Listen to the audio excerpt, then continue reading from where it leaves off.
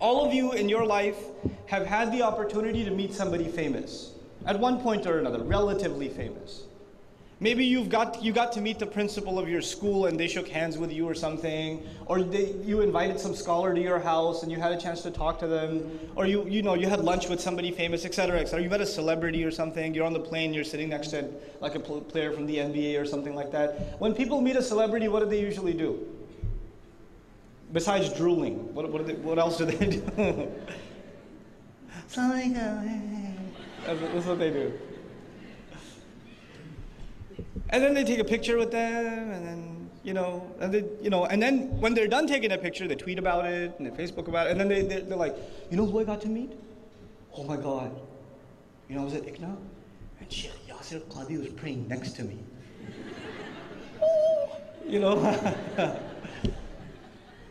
And he even said, "Wa alaikum salam."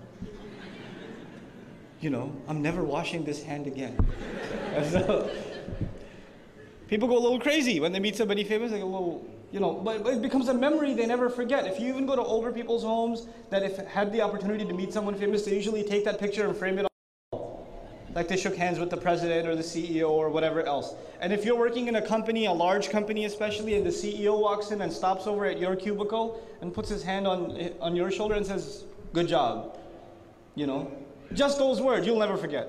Because you just had the opportunity to meet someone super duper famous. You can't get that memory out of your head. It's one of the milestone great moments of your life. Who is Musa alayhi salam getting to meet? Who is he just getting a chance to talk to? Allah. You think he's ever going to forget? This is a conversation that's of epic proportions in human history. A conversation is happening between Allah and a human being. And the conversation was initiated by Allah directly. By His name He called him, Musa, I've chosen you, listen up. It's incredible. And Allah tells him, no one should be worshipped except myself, enslave yourself to me. And then He tells him, وَأَقِمِ الصَّلَاةَ لِذِكْرِ. This part of it just boggles my mind. Establish the prayer so you can remember me. The question I have is, he's never going to forget. How can he forget? He's in conversation with Allah. If there's one thing Musa alayhi salam will never ever forget, is this. And Allah says, even you, if you really want to remember me, what do you have to do? Establish salat. Can you imagine the value of salat when it comes to remembering Allah?